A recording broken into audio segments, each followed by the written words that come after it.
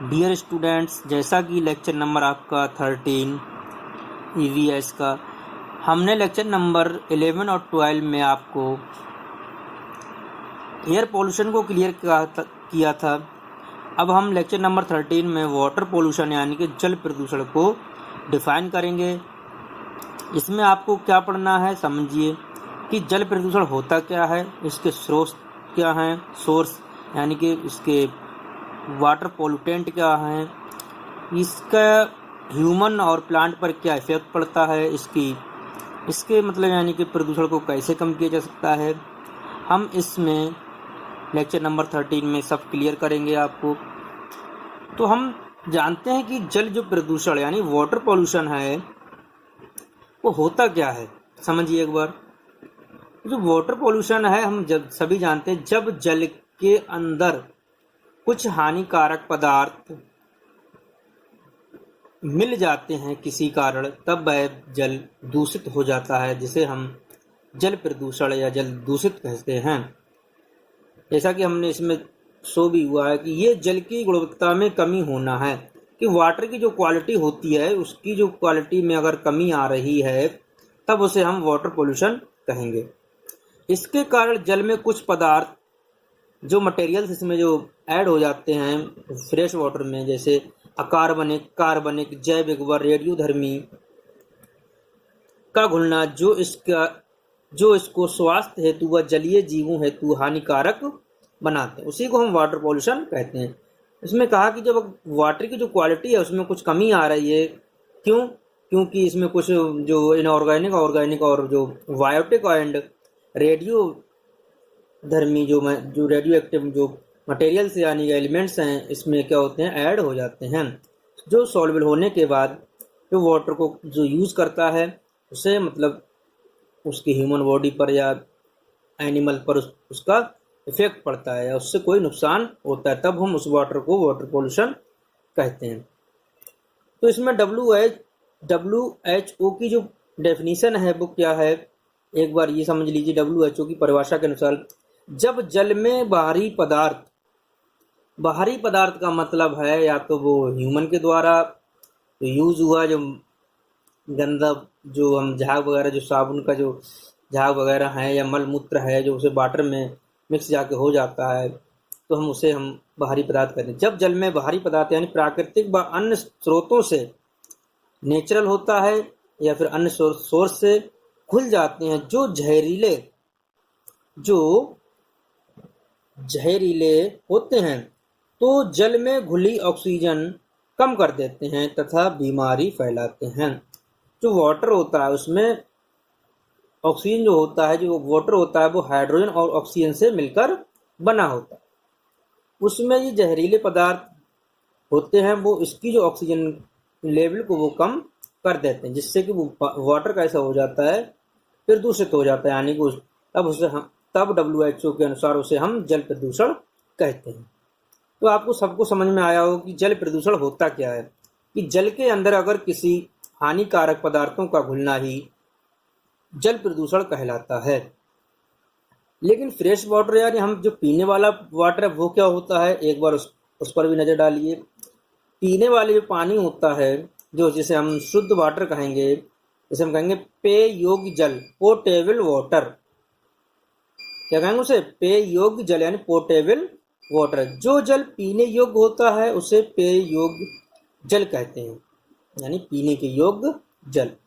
ये निम्न विधियों द्वारा बनाया जा सकता है, जैसे छनन द्वारा यानी वाई फिल्ट्रेशन, जल को घरों में छानकर, आपने फिल्ट्रेशन की विधि केमिस्ट्री में पढ़ी होगी, जूलाइट विधि है, उसके द्वारा भी हम पोर्टेबल वाटर बना सकते हैं।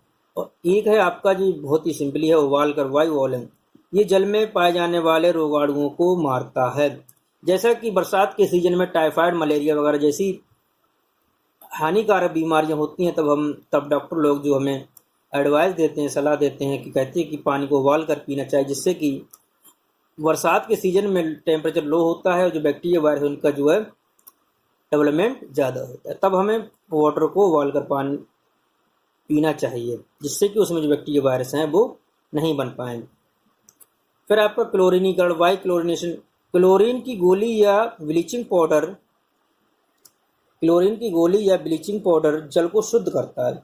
अगर हमने वाटर में क्लोरीन की गोली या ब्लीचिंग पाउडर को ऐड कर दिया, जिससे कि वो वाटर है वो प्यूरिफाई होकर, जिसे हम कहेंगे उसकी जो हार्डनेस कठोरताएं हैं वो दूर हो जाती हैं और पीने के योग्य बन जाता है।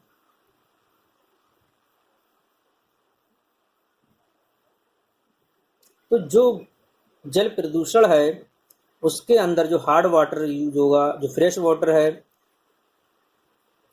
वो शुद्ध जल होता है, जो हार्ड वाटर होता है वो जल प्रदूषित ही होता है।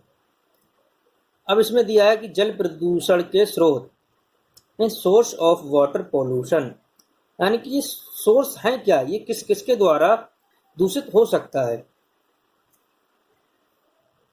यानी जल प्रदूषण के स्रोत। तो जल प्रदूषण के निम्न स्रोत होते हैं। कौन कौन, आपको ऊपर क्लियर हुआ कि डेफिनेशन क्या है, कौन सा पानी पीने की योग्य होता है, कैसे हम पानी पीने की योग्य बना सकते हैं, बहुत ही सिंपली, यानी कि बाई फिल्ट्रेशन या बाई बॉइलिंग या बाई क्लोरिनेशन। अब ज़्यादा सिंपली आपका उबाल कर है, अब सिंपली मतलब यानी पानी को उबालिए 100 टेम्परेचर पे, तो उसमें जो भी मतलब यानी कि फिर उसे कपड़े से छान लीजिए, बहुत ही बारीक कपड़े से छान लीजिए, जिससे कि उसमें जो अशुद्धियाँ वगैरह वो कपड़े में रह जाती हैं और आपके पीने के योग्य पानी बन जाए। उसमें जो बैक्टीरिया वायरस हैं वो सारे मर जाते हैं, उससे हम पानी पीने के योग्य पानी बन जाता है। तो सबसे आपका अच्छा वाटर होता है। फिर आपके जल प्रदूषण के सोर्स, तो इसमें जो जल प्रदूषण सोर्स हैं वो जैसा कि ये है औद्योगिक उत्पाद, जैसे कागज व लुगदी, इसमें क्या होगा मुक्त क्लोरीन। कपड़ा, कपड़े में क्या क्या होता है एसिड, फैट, ऑयल व ग्रीस। जैसे कपड़ा जो है उसमें अम्ल, वसा, तेल व ग्रीस। जैसे कपड़ा है, अगर खराब कपड़ा है और हम उसे जल में फेंक दिया तो उसमें अम्ल होगा, वसा व तेल व ग्रीस। भोजन है उसमें क्या होता है स्टार्च। जो रसायन है उसमें अम्ल है, OH, NO3 है,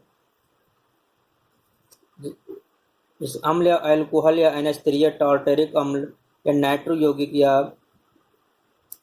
RSF, ये आपका एक केमिकल है। फिर इसमें मेटल भी होती हैं, जैसे धातु में, जैसे फ्लोराइड है, साइनोजन है, लाइमस्टोन है। फिर इसमें पेट्रोलियम होता है, पेट्रोलियम में क्या क्या होता है हाइड्रोकार्बन, फिनोल, फैट। फिर आपका टेनिट्रिज, जैसे कि सल्फाइड, क्रोमियम, फिनोल, टेनिक अम्ल। तो अम्ल व ग्रीस, जैसे जल का बुरा स्वाद व महक, अम्ल व ग्रीस। बैटरी, जो बैटरी होती है उसमें क्या होगा सीसा, खनिज और एसिड। तो ऊन होगी, उसमें क्या होगा क्षार, वसा, तेल, ग्रीस।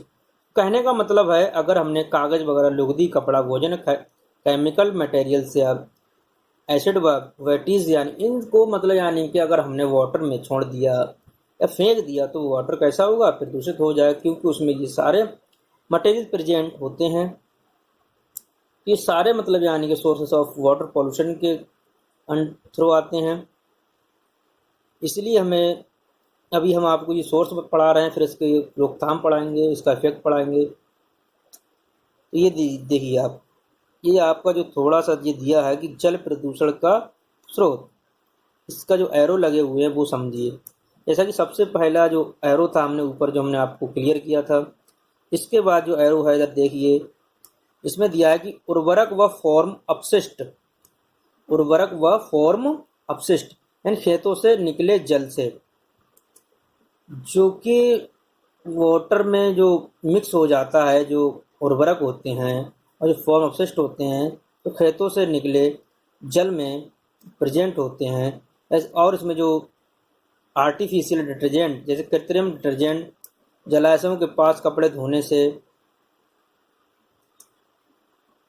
जैसे कि आपने कहीं जैसे नदियाँ वगैरह होती हैं वहाँ पर जो आपने क्या किया कपड़ों को धोया, तो उसमें जो जो डिटर्जेंट वगैरह है वो किस में मिक्स हो जाएगा जाके जलाशय, जहाँ पर जो जल भरा रहता है, जो तालाब वगैरह हैं या नदियाँ हैं, या जिससे कि अभी भी मतलब यानी कई जगहों पर आपने देखा होगा जो फीमेल वगैरह होती हैं, वुमेन्स जो होती हैं, वो उन कपड़ों को धोती हैं।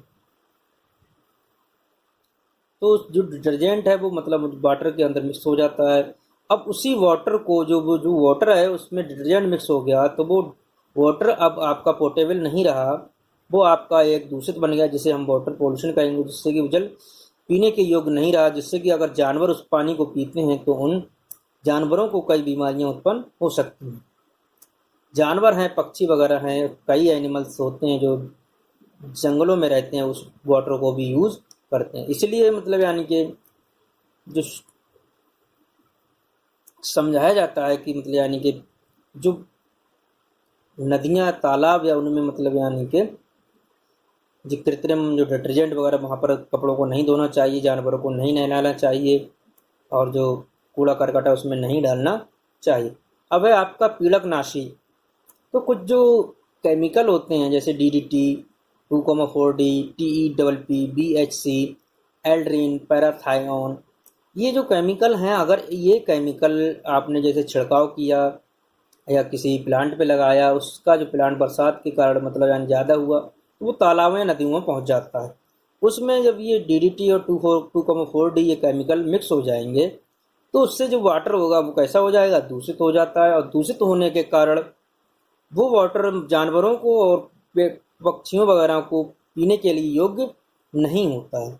तब उसे हम जल प्रदूषित कहेंगे, जबकि यानी जल ये दूषित हो गया, यानी कि प्रदूषित हो गया, यानी किसी के द्वारा ये दूषित कर दिया गया, तब उसे हम जल प्रदूषित कहेंगे। फिर आपका है घरेलू अपशिष्ट। घरेलू अपशिष्ट का मतलब होता है जो घर में जो यूज़ होता है, जो खराब चीज़ें होती हैं, पदार्थ होते हैं, उसे हम पानी वगैरह में फेंक देते हैं या नालियों वगैरह में बहा देते हैं, जो बड़े बड़े तालाबों में जाकर मिक्स हो जाता है। जैसा कि कार्बोहाइड्रेट है, प्रोटीन है, शर्करा, स्टार्च, सेलुलोज, डेक्स्ट्रीन, ग्लाइकोजन, सक्सिनिक अम्ल। तो ये जो घरेलू अपशिष्ट होते हैं उस वो भी मतलब यानी वाटर में जाकर मिक्स हो जाते हैं, उससे भी मतलब यानी क्या होता है, वाटर पॉल्यूशन होता है। अब इधर जो एरो हैं अब देख लीजिए, जैसे कि एसिड हैं कुछ, इनके थ्रू भी, इन एसिडों के द्वारा भी वाटर पॉल्यूशन होता है, जैसे कि HNO3, नाइट्रिकम, H2SO4, सल्फ्यूरिकम। ये HNO3, H2SO4 ये आपका एसिड रेन जो होता है उसमें भी प्रेजेंट होते हैं, जिससे कि वो पानी आपके लिए बहुत ही हानिकारक होता है। जो पहली बरसात होती है उसमें एसिड जो बरसात में होता है वाटर के साथ मिक्स होता है, वो एसिड रेन कहलाता है, जिससे कि आपको अगर आपने उसमें स्नान वगैरह कर लिया तो आपको घमौरियाँ वगैरह जैसे कि कई तरह की बॉडी पर जो छोटे छोटे दाने वगैरह उभर आते हैं, बच्चों को आपने देखा होगा, उसका जो इफेक्ट है वो जानवरों की स्किन पर भी होता है। आप जो ताजमहल वगैरह है उस पर भी इफेक्ट पड़ता है। तो एसिड रेन में जो HNO3, H2SO4 ये मिक्स होते हैं। जो डाइज, अब आपका देखो अगला है डाई, रंजक। जो डाई वगैरह होती है, डाई करते हैं कपड़ों वगैरह पर, जो डाई होती है वो डाई भी एक केमिकल होता है, वो हानिकारक केमिकल, अगर इसे वाटर में मिक्स कर दिया जाए तो वाटर जो दूषित हो जाता है। फिर आपका है बसा, साबुन व मोम। बसा, साबुन व मोम, भोजन व घरेलू उद्योग। बसा व साबुन व मोम है, तो जो फैट वगैरह, जो साबुन वगैरह जो यूज़ करते हैं घरों में कपड़े धोने के लिए या नहाने के लिए, तो उसका जो गंदा वाटर है वो जाके फ्रेश वाटर यानी कि जो तालाबों या नदियों में जाकर मिक्स हो जाता है, तो उससे हमारा जो वाटर है वो खराब हो जाता है, और जो वही जो वाटर जो हमारा दूषित हो जाता है उसे जानवर वगैरह यूज़ करते हैं। तो इसीलिए हमें मतलब इनका यूज़ करना चाहिए, लेकिन वो वाटर को अलग मतलब उसकी सप्लाई होनी चाहिए, जिससे कि उसका यूज़ और कोई दूसरा जानवर या कोई और मतलब पक्षी वगैरह यूज़ ना करें, जिससे कि उन्हें कोई भी बीमारी या परेशानी ना हो। गैसीय प्रदूषक होते हैं कुछ, गैसीय प्रदूषक होते हैं जो वाटर में मिक्स होते हैं, जैसा कि अमोनिया गैस है, क्लोरीन गैस है, H2S, हाइड्रोजन सल्फाइड गैस है, ऑक्सीजन गैस है, फॉस्फीन गैस है आदि, ये गैसीय प्रदूषक कहलाते हैं। तो वाटर मिक्स होने के बाद वाटर दूषित कर देते हैं। फिर आपका ऑयल वगैरह, जो कुछ ऐसे होते हैं जो ऑयल होते हैं जो निकलते हैं, जैसा कि टैंक है, मशीन है, और फैक्ट्री वगैरह रिफाइनिंग अपशिष्ट हैं। तो कुछ जो ऑयल वगैरह जो टैंकों वगैरह से निकलते हैं उन्हें हम वाटर वगैरह में हम जैसे खराब कचरा वगैरह जो होता है उसे हम वाटर में फेंक देते हैं, नदियों में फेंक देते हैं। तो हमें ऐसा नहीं करना चाहिए। तो ये जितना भी मैंने अभी पढ़ाया था, अभी जैसा कि आपको पढ़ाया था कि वाटर पॉल्यूशन होता क्या है, फिर आपको ये पढ़ाए थे आपको यानी सोर्स ऑफ वाटर पॉल्यूशन, आपको क्लियर हुआ होगा। अगर आपको ओनली 1 मिनट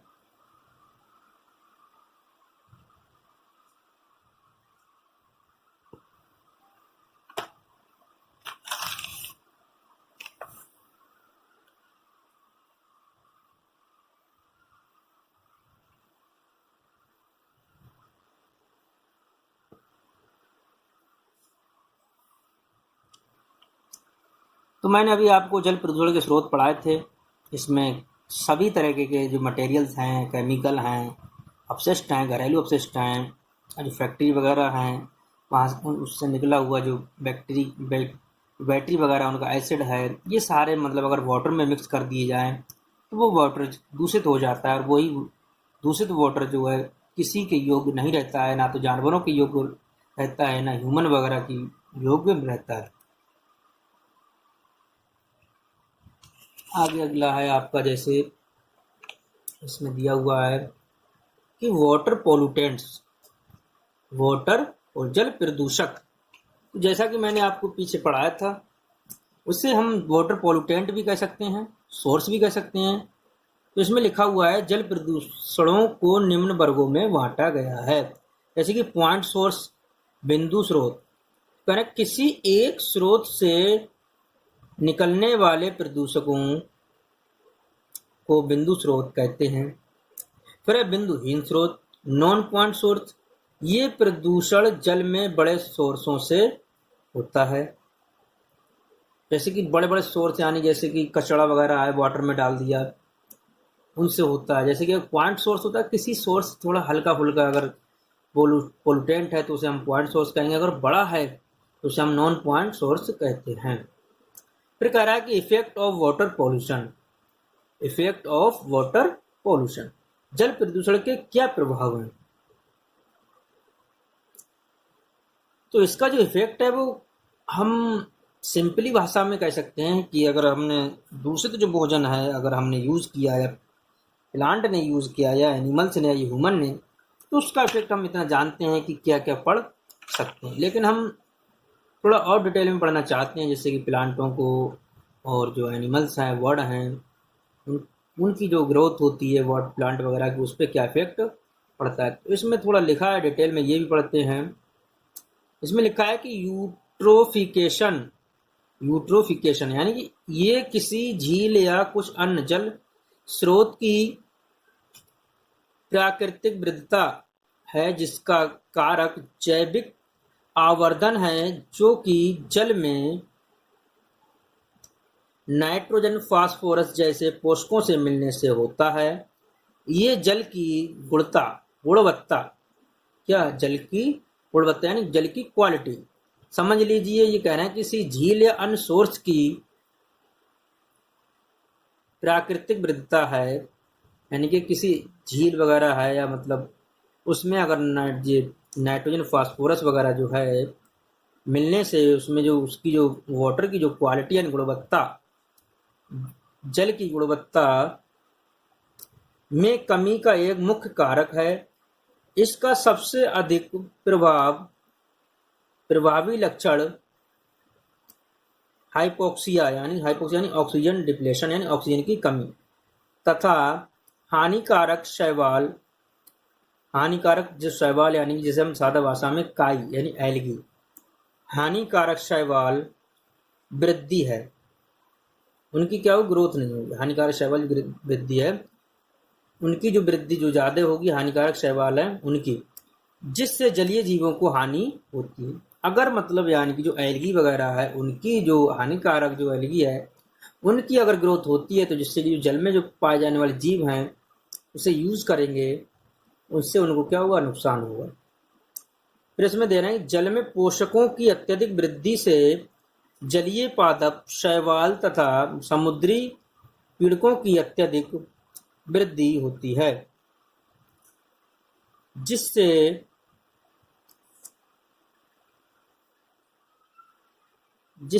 जलीय उत्पादन, प्रजाति संगठन व कोरल की वृद्धि कम होती है तथा जल में मृत स्थान बन जाता है। तो इसमें जो डिटेल दी हुई है, इसमें ये दे रहे हैं कि अगर इसकी किसी वाटर अगर खराब है तो उसमें किसी हानिकारक है प्लांट का ग्रोथ हो जाना, जिससे कि दूसरे एनिमल्स वगैरह के लिए नुकसान होता है।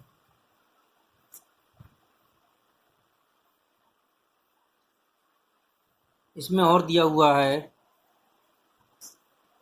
जैसा कि कह रहे हैं कि जब जल स्रोत के पास, इसमें दिया जहां ऑक्सीजन नहीं होती है तथा पारितंत्र समाप्त हो जाता है। हाँ, जैसा कि इसमें एक पॉइंट आया कि पारितंत्र समाप्त हो जाता है। जहां पर ऑक्सीजन नहीं होगी वहां पर समझो इकोसिस्टम नहीं होगा।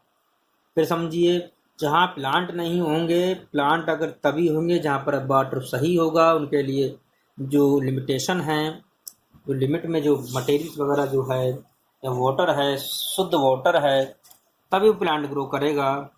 तभी अगर जहाँ पर ऑक्सीजन होगा, प्लांट होंगे तो वहाँ पर ऑक्सीजन होगा, अगर ऑक्सीजन होगा तभी इकोसिस्टम वहाँ पर होता है। तो ये आपका ये क्लियर हुआ। फिर है आपका, जब जल स्रोत के पास उर्वरक बाहित होते हैं तो ये जल में जलीय पादपों की वृद्धि करते हैं। हाँ देखो, ये कह रहे हैं कि जब जल सोर्स के पास उर्वरक बाहित होते हैं तो जल में जलीय पादपों की वृद्धि करते हैं।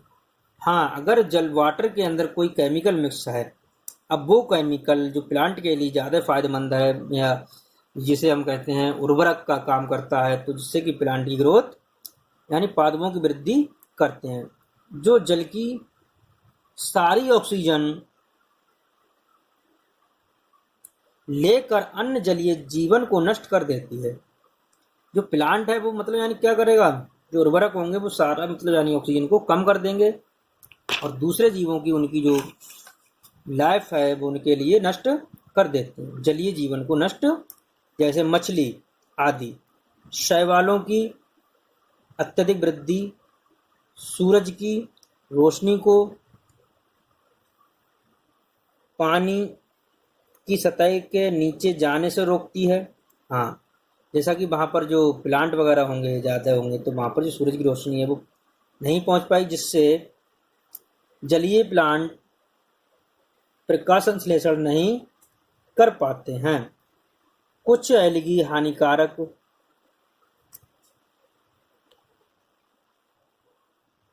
जहरीले पदार्थों का भी श्रावण करती हैं। ये जो फूड चैन है, फूड चैन द्वारा दूसरे जंतुओं में जाकर उन्हें भी हानि पहुंचाते हैं। जो हानिकारक एलगी हैं वो दूसरे प्लांटों पर भी इफेक्ट डालते हैं और एनिमल पर भी इफेक्ट डालते हैं। फिर आपका जैविक आवर्धन यानी कि बायो मैग्निफिकेशन। फिर समझिए, इसे भी समझ लीजिए थोड़ा।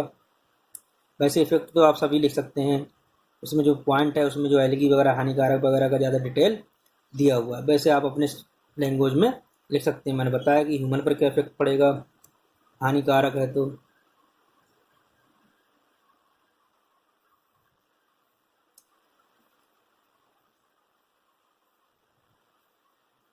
फिर आपका जैविक आवर्धन बायो मैग्निफिकेशन, तो इसमें लिखा है कि जहरीली पदार्थों की मात्रा की क्रमिक पोषक स्तरों में वृद्धि को जैविक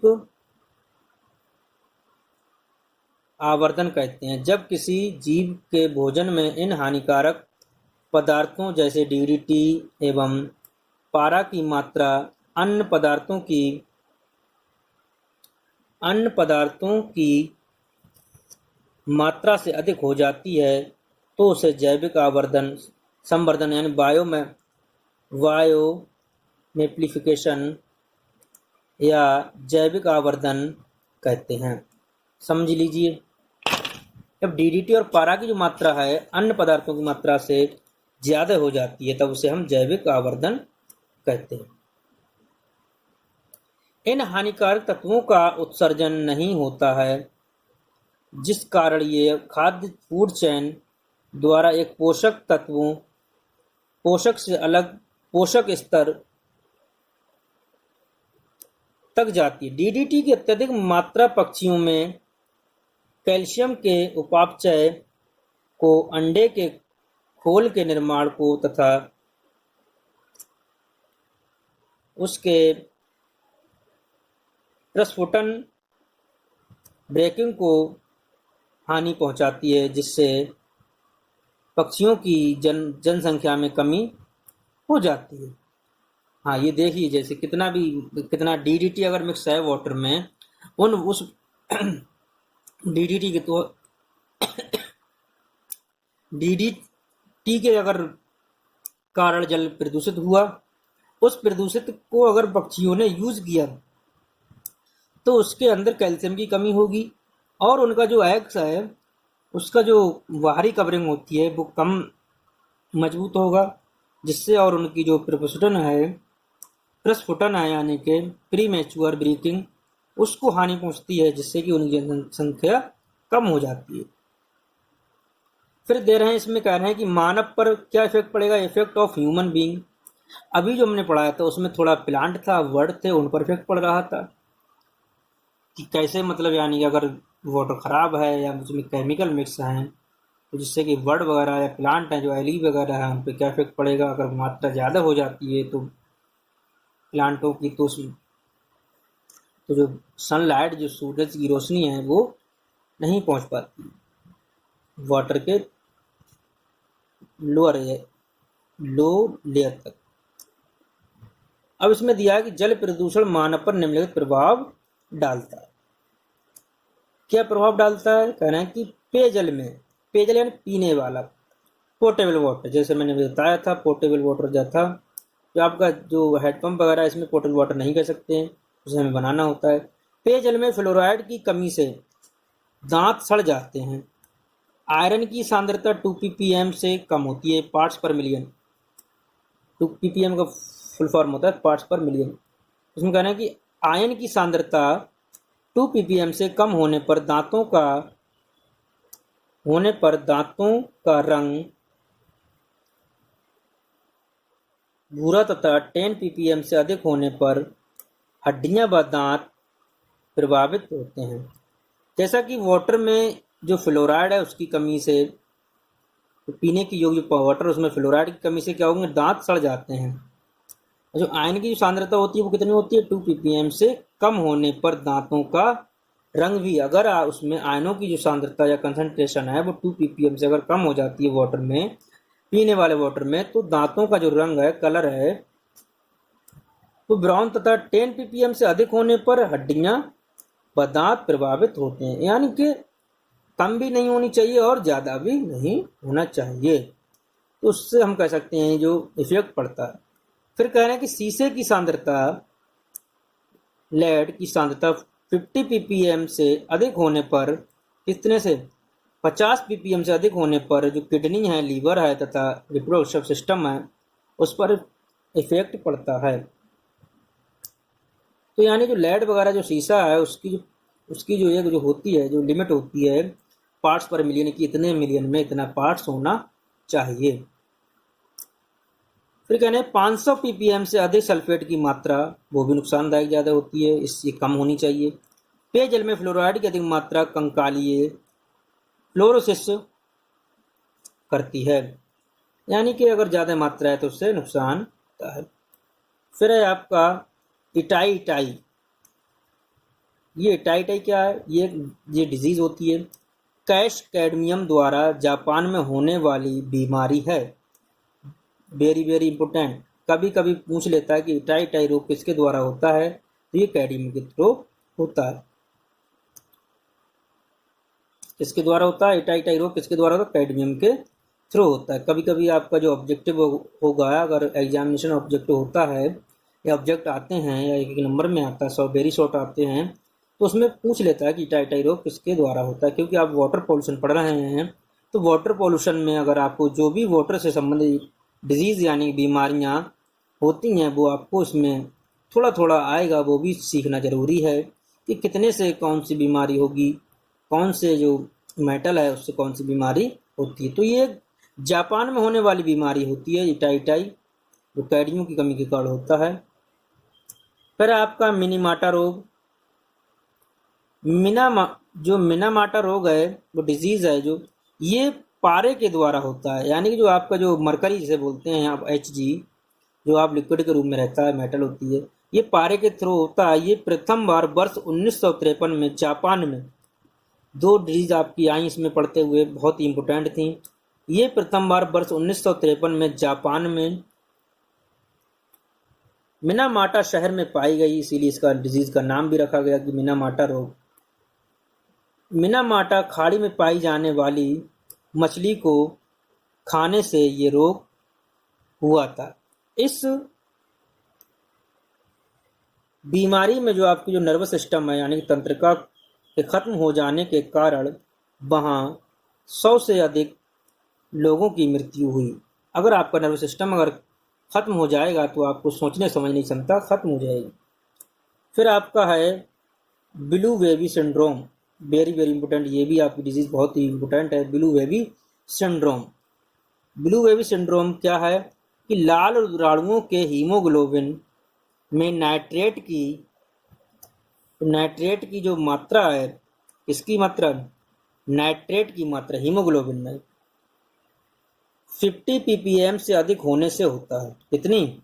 अगर आपके अंदर नाइट्रेट की जो मात्रा है ब्लड में 50 ppm से अधिक हो जाती है तो ब्लू बेबी सिंड्रोम हो जाता है। इसमें अक्रिय मेटा हीमोग्लोबिन बनती है